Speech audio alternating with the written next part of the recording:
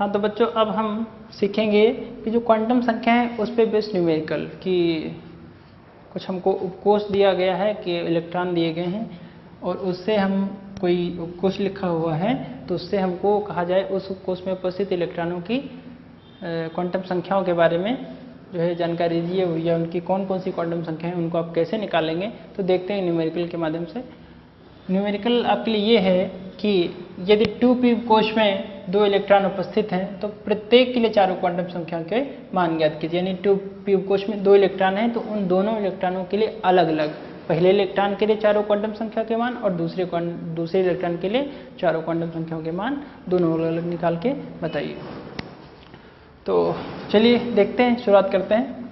पहला तो 2p उपकोष, देखिए 2p के लिए ये 2p उपकोष है।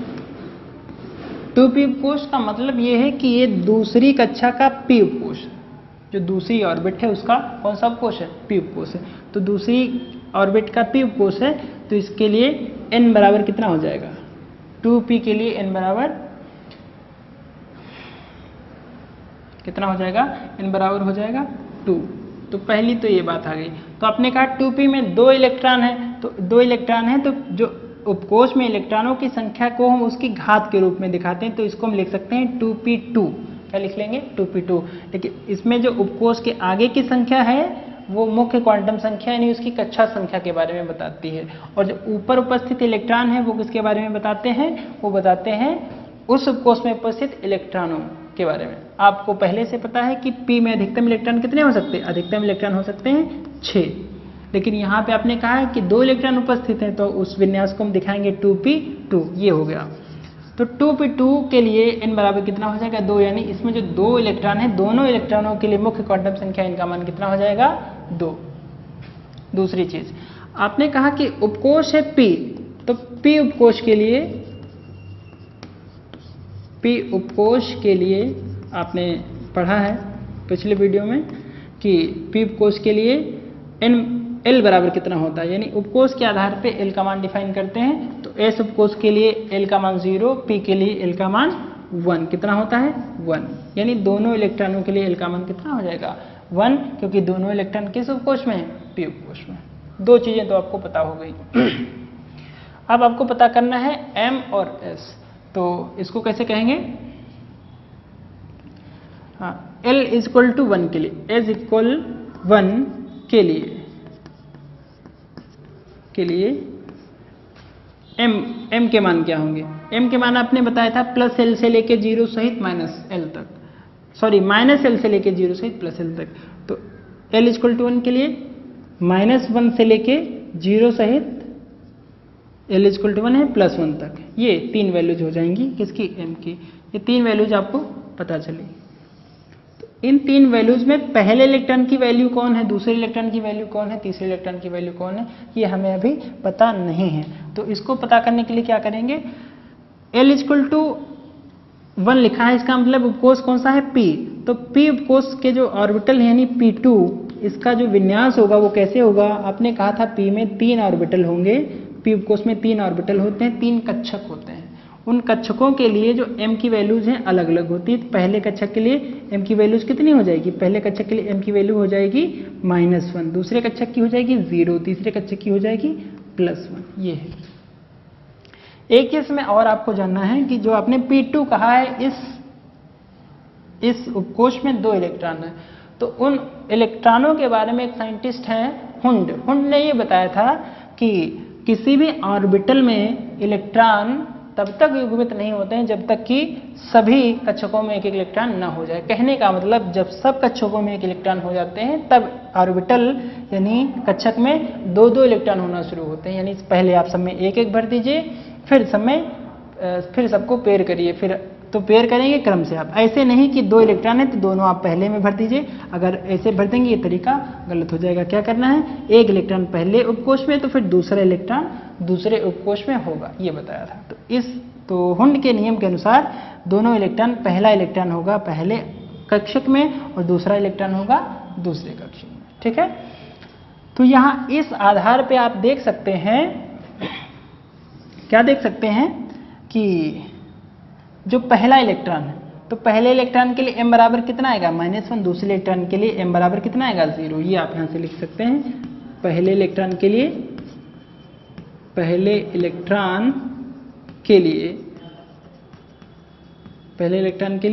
m बराबर कितना आएगा, m बराबर आएगा, पहला इलेक्ट्रॉन पहले ऑर्बिटल में है तो इसके लिए m बराबर हो जाएगा -1। और पहले इलेक्ट्रॉन के लिए s बराबर कितना आएगा, देखिए आपको बताया गया था कि इलेक्ट्रॉन के जो है स्पिन केवल 2 हो सकते हैं, तो क्लॉकवाइज होगा या फिर एंटी क्लॉक होगा। तो क्लॉकवाइज रोटेशन को हम इसमें दिखाते हैं, उसका एरो हम दिखाते हैं ऊपर की ओर, ये हाफ एरो दिखाइए चाहे फुल एरो, दोनों आप दिखा सकते हैं। तो इसको ऐसे लिखिए चाहे ऐसे लिखिए, और जो एंटी क्लॉक डायरेक्शन होती है उसको चाहे ऐसे दिखाएं चाहे आप ऐसे दिखाएं, ये दोनों चीज़ें हैं। तो यहाँ तीर की जो डायरेक्शन है उसको हमको देखने से पता लग रहा है, क्या पता लग रहा है कि ये जो तीर है ये किस रोटेशन में है, ये क्लॉकवाइज रोटेशन में है। तो इसके लिए इसका मान कितना होगा भाई, इसका मान होगा +½ तो ये पहले इलेक्ट्रॉन के लिए हो गया। दूसरे इलेक्ट्रॉन के लिए m बराबर कितना होगा, दूसरा इलेक्ट्रॉन है दूसरे ऑर्बिटल में, उस ऑर्बिटल के लिए m का मान कितना है 0, तो m = कितना हो जाएगा 0। और s बराबर इस ऑर्बिटल के कितना होगा, जो s है वो भी दूसरा इलेक्ट्रॉन भी क्लॉकवाइज रोटेशन में है, तो ये कितना हो जाएगा s का मान, इसके लिए भी s का मान हो जाएगा +½ दो चीज़ें होंगी। तो अब आपको दोनों इलेक्ट्रॉनों के लिए n बराबर 2, दोनों इलेक्ट्रॉनों के लिए l बराबर 1, उन दोनों में पहले के लिए m -1 और s +½ दूसरे के लिए m 0 और s -½ तो इसको आंसर के रूप में आप लिख सकते हैं कि पहले इलेक्ट्रॉन के लिए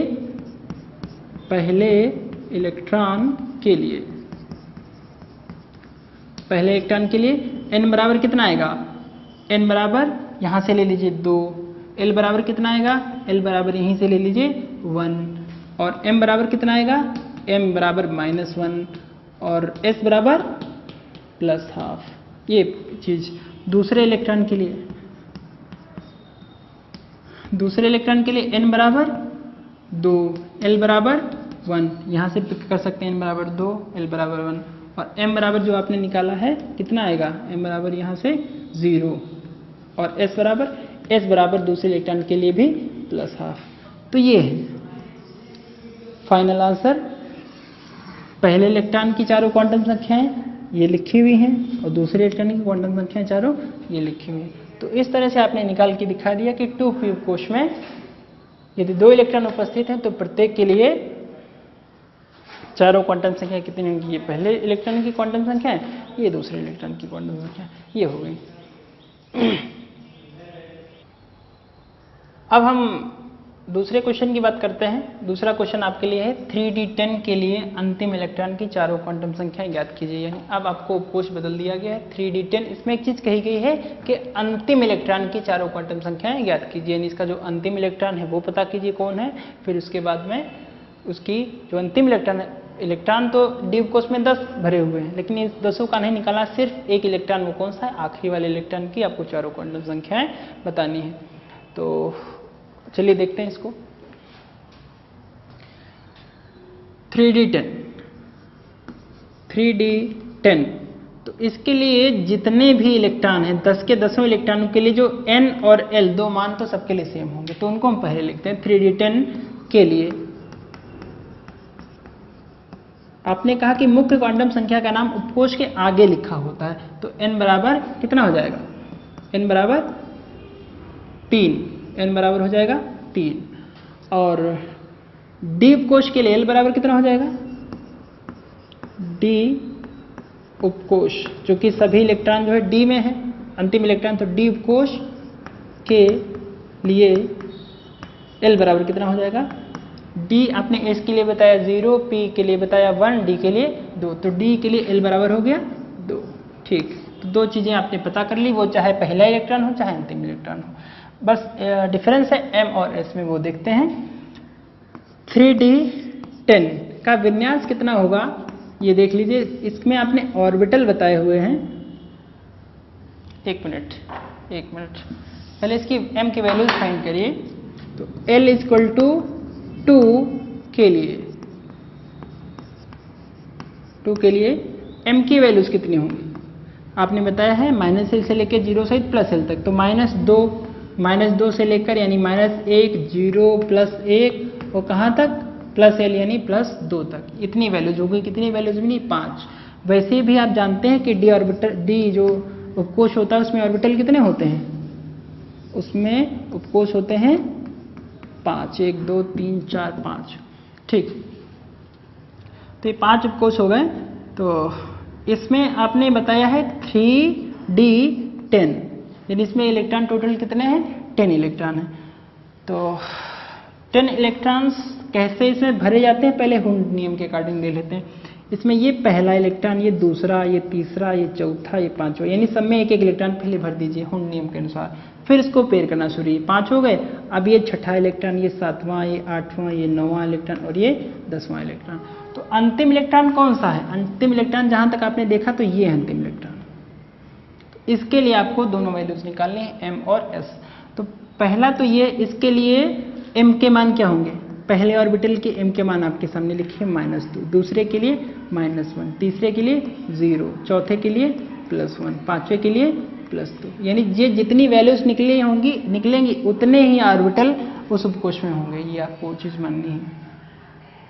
अब अंतिम इलेक्ट्रॉन 5वें ऑर्बिटल में है, 1 2 3 4 5, 5वें ऑर्बिटल में है। तो अंतिम इलेक्ट्रॉन के लिए m बराबर कितना होगा? यहीं से आप देख सकते हैं +2। और अंतिम जो इलेक्ट्रॉन है उसका रोटेशन कैसा है? एंटी क्लॉक रोटेशन है। तो कहने का मतलब ये है कि इसके लिए इसका मान कितना होगा? -12। तो दोनों चीजें आप लिख लीजिए। अंतिम इलेक्ट्रॉन के लिए, अंतिम इलेक्ट्रॉन के लिए, अंतिम जो इलेक्ट्रॉन है, तो आपने बताया हुआ है कि अंतिम इलेक्ट्रॉन 5वें ऑर्बिटल में है, नहीं उसके लिए m बराबर कितना हो जाएगा? m बराबर इसके लिए है +2। ये एक चीज आपने निकाली। और s बराबर कितना होगा? s बराबर इसका रोटेशन एंटी क्लॉक, जिसके कारण s कितना होगा? -12। ये तो दो रिजल्टिंग है। तो फाइनल आंसर कितना लिखा? अंतिम इलेक्ट्रॉन की चारों क्वांटम संख्याएं, अंतिम इलेक्ट्रॉन की चारों क्वांटम संख्या एक लाइन में आंसर दे दीजिए। n = यहाँ से ले लीजिए 3 और l = ऊपर से ले लीजिए 2। फिर m कितना निकला? m निकल गया +2 और s कितना निकला? s = -12। ये 4 आंसर हुए, चारों क्वांटम संख्या आपने निकाल दी, ये फाइनल आंसर हो गया। तो ये तरीके हैं क्वांटम संख्या निकालना। तो इस तरह से इसके बाद जो भी बचे हुए हैं कैसे आप निकालेंगे? तो कभी कभी ये बता दिया जाता है कि कोई एलिमेंट आपको बता दिया, उस एलिमेंट का पार्टिकुलर इलेक्ट्रॉन की, सोडियम के 10वें इलेक्ट्रॉन की चारों क्वांटम संख्या निकली है, सोडियम के 11वें इलेक्ट्रॉन की, या आपको बता दिया गया कि लोहा है, लोहे के 20वें इलेक्ट्रॉन की, या लोहा परमाणु के आखिरी इलेक्ट्रॉन की निकालिए।